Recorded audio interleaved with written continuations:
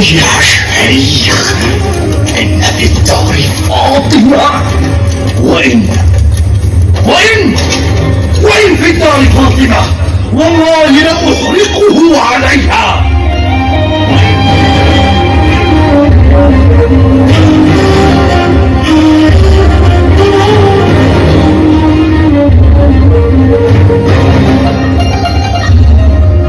ويا خالد بن الوليد ويا سعد بن أبي وقاص ويا عبد الرحمن بن عوف ويا عثمان بن عفان ويا قفان، احرقوا الدار، احرقوا دار علي، احرقوها بمن فيها.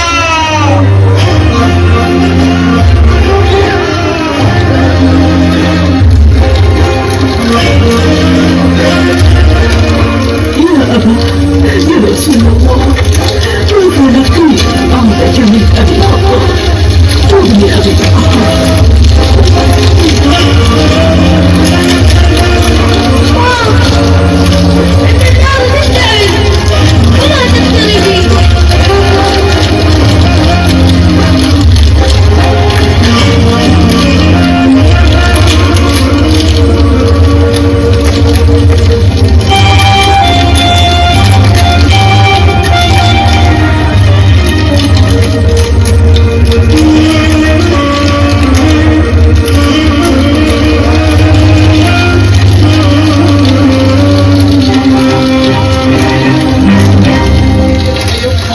تبكي زينب يمها لا تبكي عن النار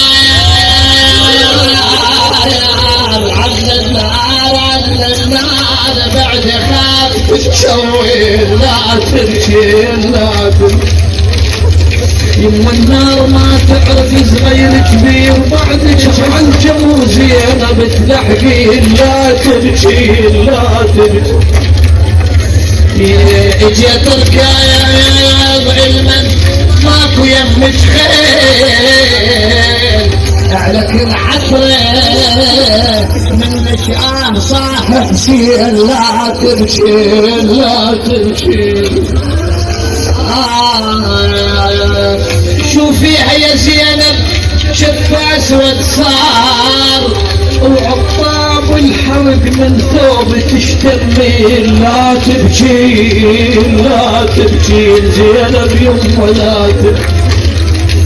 وهاي الاسلام كثرة جفوف ديها ثقال مثل عيون يمه خاف تنسطرين. يمه زينب يمه لا تبكي زينب يمه لا تبكي. يا قنفذ الباب على فاطمة واتركه على النساء. يكفى هيا يكفى ادفع الباب.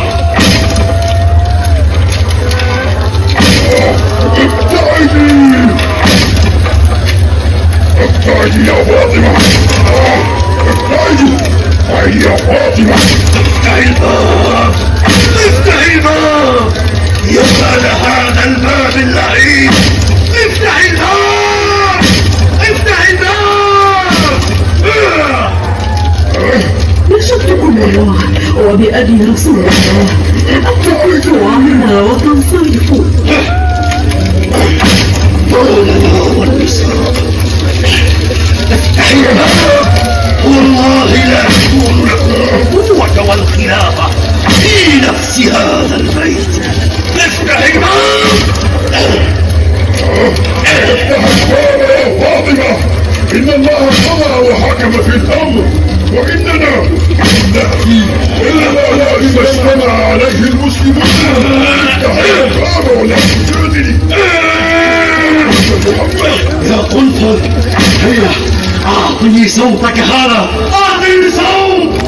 فوضعت فاطمة يديها على عضادتي الباب تمنعهم من فتح الباب، فأخذ اللعين الصوت من يد كنفذ وراح يضرب فاطمة على يديها.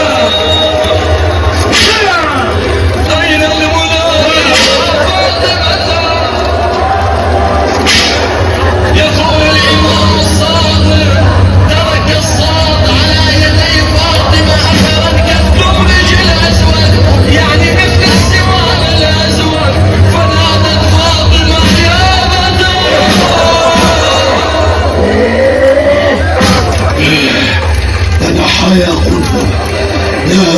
بعيدة من ذلك. ابتعدوا يا قوم، هيا تنحوا عني فأنا لهم.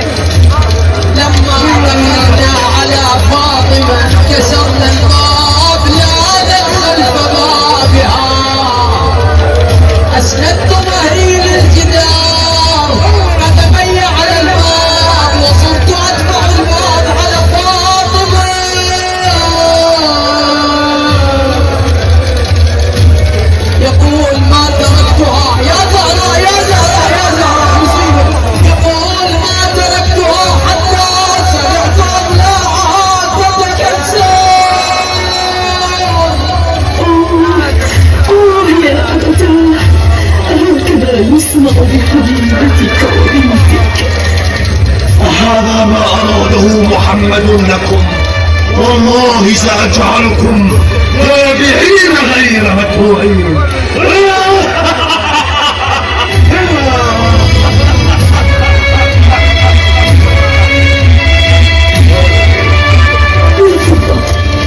إليك فخذني، فوالله قتل من في أحشائي وكسر ضلعي ونفث المسمع في صدري.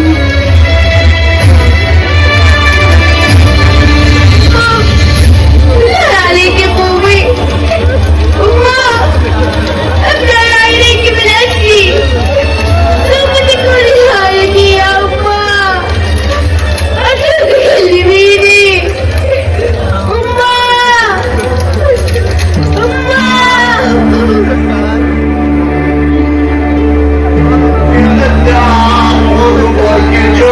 القوم للدار ووجهوا يا ابويا الباطل، ليهم قمت وانا بالاخمار، شو صاركم بين اهل هذا المختار؟ ضلعي انكسر ونصبت بسمار، يا بسمار على عيني يمر النار.